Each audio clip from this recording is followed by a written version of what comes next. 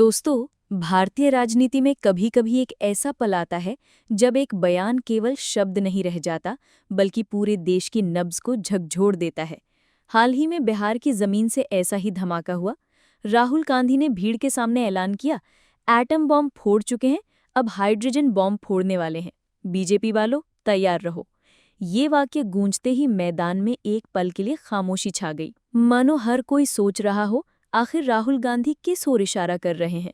लेकिन अगले ही पल तालियों और नारों का शोर उठ खड़ा हुआ।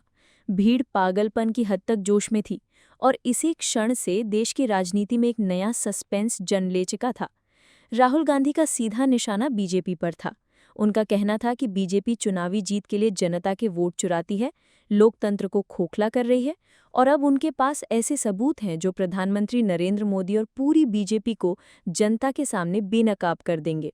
ये सिर्फ बयान नहीं था, ये एक धमकी थी, एक राजनीतिक चेतावनी जो पूरे सिस्टम की जड़ों को हिला देने का दावा कर रही थी। बीजेपी ने पलटवार किया। रविशंकर प्रसाद ने तंज कसते हुए कहा, राहुल गांधी को खुद ही नहीं पता वो क्या बोल रहे हैं। पहले एटम बॉम्ब, अब हाइड्रोजन बॉम्ब। ये जनता को गुमराह करने का तरीका है। सोशल मीडिया पर मीम्स की बाढ़ आ गई। किसी ने लिखा, हाइड्रोजन बॉम्ब लॉन्चिंग सून, स्टे ट्यून्ड। तो किसी ने ताना मारा, ये बम फटेगा या पटाखा निकलेगा।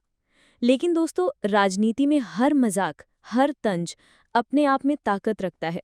जिस चीज को विरोधी हल्का बनाने की कोशिश करते हैं, वही जनता के बीच जिज्ञासा और सस्पेंस का विषय बन जाती है।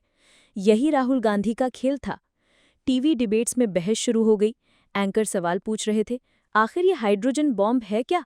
क्या कोई बड़ा खुलासा होने वाला है? गांव-गांव, गली-गली चर्चाएं चल रही थी। कोई कह रहा था, अगर ये सच हुआ तो बीजेपी की जड़ें हिल जाएंगी। कोई कह रहा था, यह सिर्फ बहलाने की चाल है। लेकिन एक बात साफ थी, इस बयान ने कांग्रेस समर्थकों में जान डाल दी थी, बीजेपी समर्थकों को और आक्रामक बना दिया था और न्यूट्रल जनता को गहरी सोच में डाल दिया था। अब जरा सोचिए, राहुल गांधी ने यह धमाका क्यों किया? राजनीति में टाइमिंग ही सब कुछ होती है। बिहार में कांग्रेस की यात्रा का आखिरी दिन था। जनता पहले ही बेरोजगारी, महंगाई और किसान संकट से नाराज थी। ऐसे वक्त में हाइड्रोजन बॉम्ब जैसा बयान आग में घी का काम कर सकता था। ये केवल शब्द नहीं थे, ये एक राजनीतिक हथियार था। राहुल गांधी ये संदेश देना चाहते थे कि कांग्रेस चुप नहीं है, उनके पास बड़ा राज है और वो बीजेपी को चुनौती देने के लिए तैयार हैं। इस बयान की गूंज सिर्फ भारत तक सीमित नहीं रही, विदेशी मीडिया ने भी इसे हेडलाइन बनाया। India's opposition leader promises hydrogen bomb on vote gift. यानी दुनिया भी अब देखने लगी थी कि भारत की राजनीति किस दिशा में बढ़ रही है। लेकिन असली सवाल अब भी वही है, क्या ऐसे बयानों से जनता की तकलीफें कम होती हैं? किसान आज भी कर्ज में डूबा है, नौजवान अब भी नौकरी के लिए भटक रहा है, मजदूर महंगाई से रोज जूझ रहा है। हाइड्रोजन बॉम्ब हो या एटम बॉम्ब, अगर इसका असर आम लोगों की जिंदगी पर नहीं पड़ता तो ये सब केवल एक और राजनीतिक तमाशा बनकर रह जाता है। फिर भी जनता उम्मीद से जुड़ी रहती है। उन्हें लगता है शायद कोई तो आएगा जो सच्चाई उजागर करेगा। कांग्रेस यही चाहती है कि जनता इंतजार करती रहे। बीजेपी चाहती है कि जनता इसे मजाक समझे। और इसी टग ऑफ वॉर में भारत की राजनीति का नया पन्ना लिखा जा रहा है। सबसे खतरनाक खेल यही है कि राहुल गांधी ने हाइड्रोजन बॉम्ब के फटने की कोई तारीख तय नहीं की। ये सस्पेंस ही उनका सबसे बड़ा हथियार है। जनता हर दिन सोचती है, क्या आज बम फूटेगा? बीजेपी हर दिन असमंजस में रहती है, क्या सचमुच कोई सबूत सामने आएगा?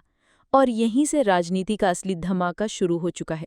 तो दोस्तों, अब सवाल आपके सामने है, क्या राहुल गांधी का हाइड्रोजन बॉम्ब वाकई लोकतंत्र को बचाने वाला विस्फोट है, या ये भी भारतीय राजनीति का एक और ऐसा बयान है जो जनता को बस उम्मीदों के धुएं में छोड़ देगा? याद रखिए, आने वाले चुनाव केवल नेताओं की किस्मत नहीं तय करेंगे, बल्कि आने वाली पीढ़ियों की दिशा भी तय करेंगे।